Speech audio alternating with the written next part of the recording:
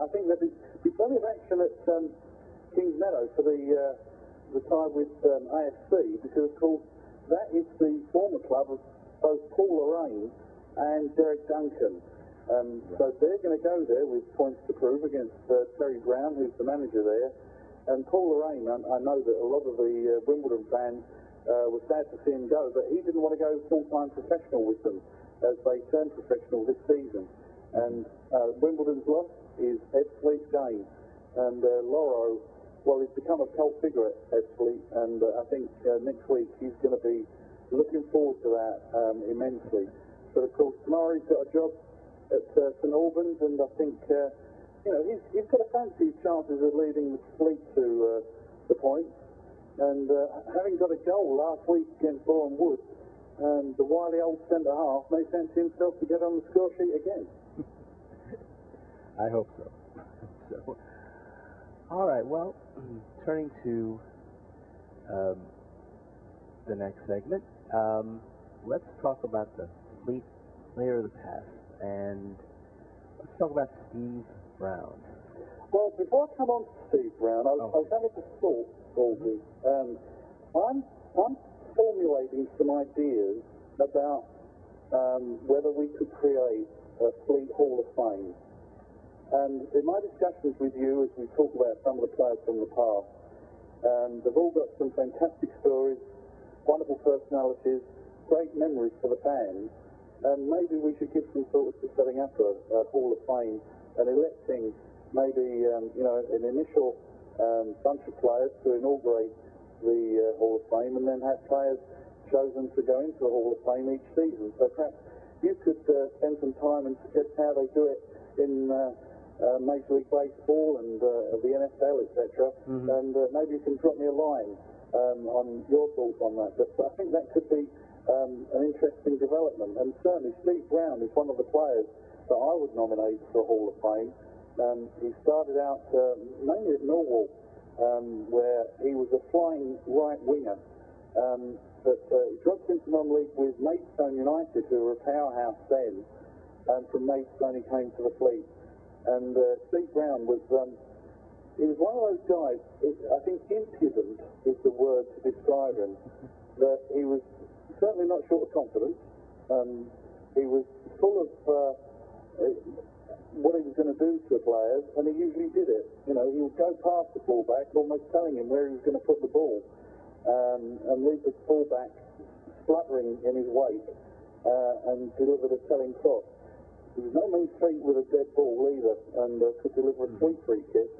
But I think most of all he'd be remembered for being part of the holy trinity of Fleet forwards at that time, which was Brian Wolf, who we've spoken about, Steve Brown, and centre forward Andy Woon, another player formerly with Maidstone. He started out at Brentford, and maybe a player we'll talk about on another occasion.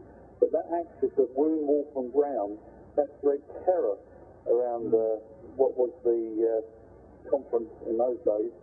And with Woon up the middle, Brian Wolf down the left, and Steve Brown down the right, there were goals coming from every direction.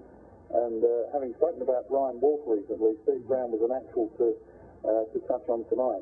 But I think on the Fleet Forum, Dave Mann suggested we maybe touch on another player called Tony Towner, another right winger, who was, I believe, another star with Millwall, and I believe with Brighton as well. He came to the Fleet very similar to Steve Brown, not quite as sparky, not quite as feisty as Steve Brown, but still with magical skills that could glide in past any defender. And he set up plenty of goals down at Stonebridge Road. But Tony Towner, having dropped out of the full-time game, came into non-league football and was a postman.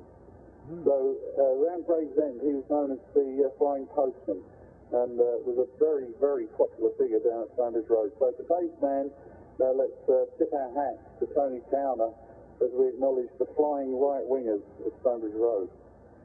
All right, and wow, that was great. I'm taking you up on your offer, and as we speak, I'm doing some research, so I will email you.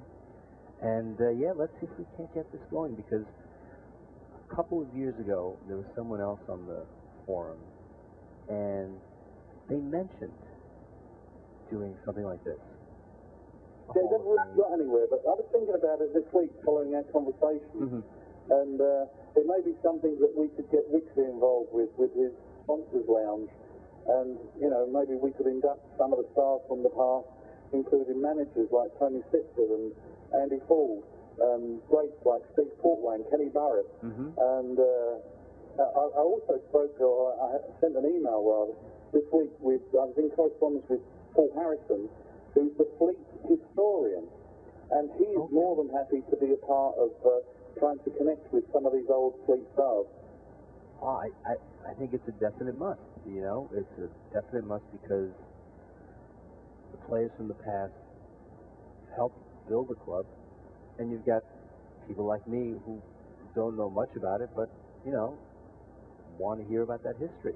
You know what they say, if you don't know where you've come from, you don't know where you're going. Right. So, you know, I'm all for it. Well, that's maybe something we can talk about in future weeks. Yes, let's do. All right, Charles, it is always a pleasure talking to you, and we'll talk next week then. Okay, I'll be very excited by this time next week. Yes. All right. Have a good weekend. You too. Bye. Bye.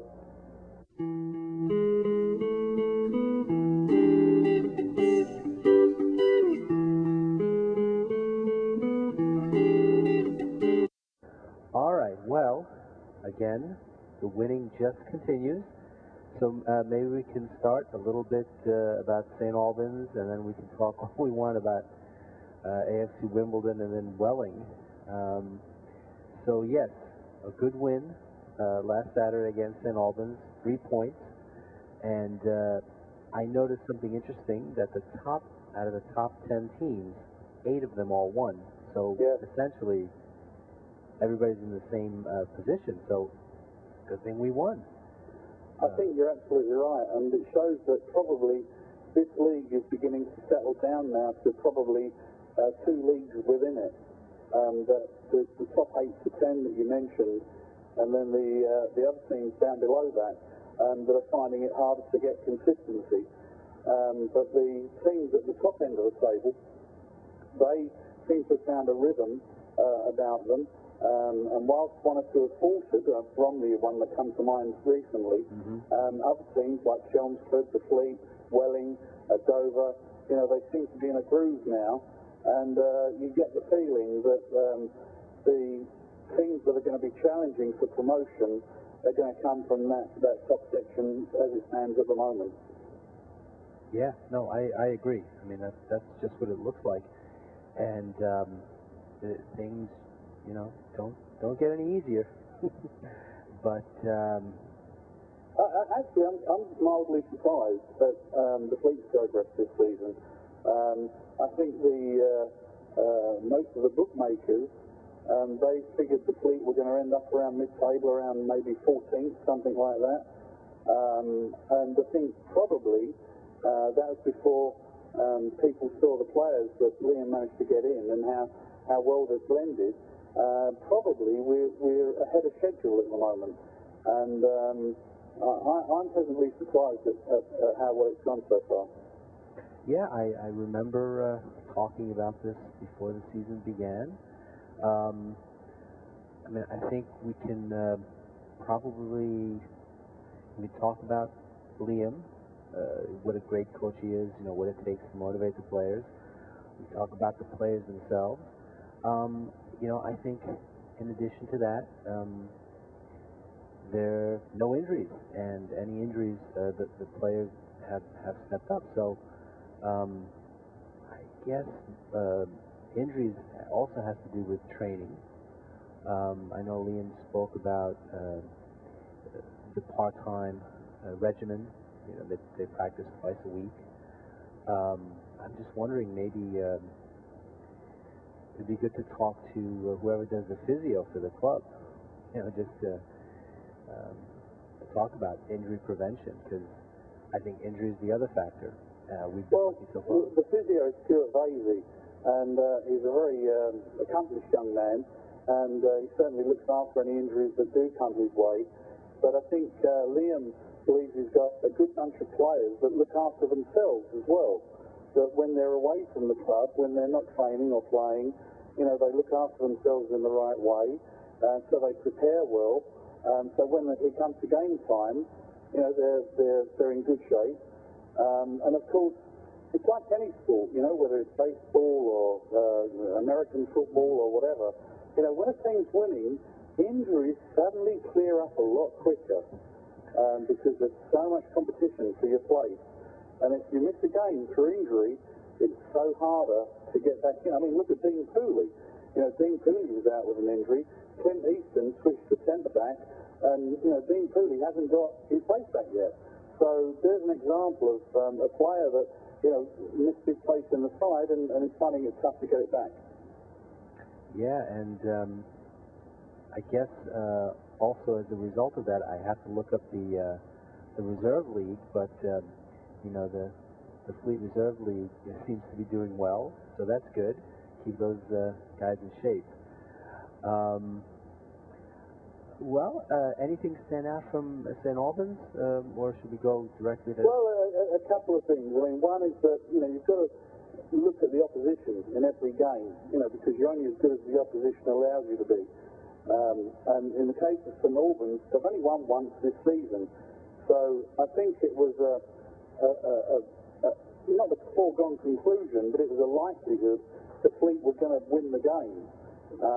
Because St. Albans haven't really sorted themselves out yet, and I think they'll be in that bottom pack in the league.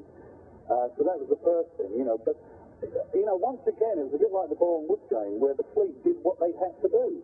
No more, no less. You know, and they went out, they beat what was put in front of them. They got the first goal, they took the lead. Callum Willett hooking the ball in from the edge of the box. Then they were pegged back. But, you know, then they got their nose in front again through Tom Smith before half-time. They did as much as they needed to do, and that's what they're doing every week. You know, you don't get more points if you win 10-0 as winning 2-1. You still only get 3 points. And the Fleet did what I would describe as an economical job last week, and it was a very satisfactory performance. But for me, Tom Pitt scoring, that was a good reward for him, and it was orchestrated by a cross from Michael West out on the right wing. And when West was about to take it, he was pointing and shouting, telling players where he wanted them to go. You know, he's only about 20 years old, and he was telling players where to go to receive his ball. And he delivered it right on cue, and Pitt banged it in at the far post. So, all credit to them. And they did that in front of the watching England C manager, the non-league England team, Paul Fairclough. He was there, and you've got to say that, you know, he knows about Preston Edwards because he's had him in his squad, but he must have been impressed by Tom Tripp and Michael West as well. Boy, yeah, these guys so young, you know, and they're showing a lot of maturity. Absolutely. Wow. Well, shall we move on to AFC Wimbledon? Well, this is an interesting game. Obviously, it's an FA Cup tie against a team that really is a fans' football club that's come out of the ashes of the old Wimbledon side that won the FA Cup against Liverpool. I was there at Wembley for that game when Wimbledon beat Liverpool. That was a momentous occasion. And, of course, then Wimbledon, they transformed into MK Dons, and the heart and soul was ripped out of the side, but that heart and soul became a new club in AFC Wimbledon. And they started way, way down in the non-league pyramid, and now they're working their way up, and you know, they're pretty much around the top end of the Blue Square Premier. And I can tell you, I was talking to a Wimbledon fan last night, and funnily enough, it was a local shopping mall here, Blue Water, and it was where one of my heroes, a guy that used to play for Tottenham Hotspur, a guy called Ricky Villa, he was there signing his new book, and Ricky Villa scored a goal in 1981 at Wembley in a FA Cup final that is regarded as the greatest FA Cup final goal ever.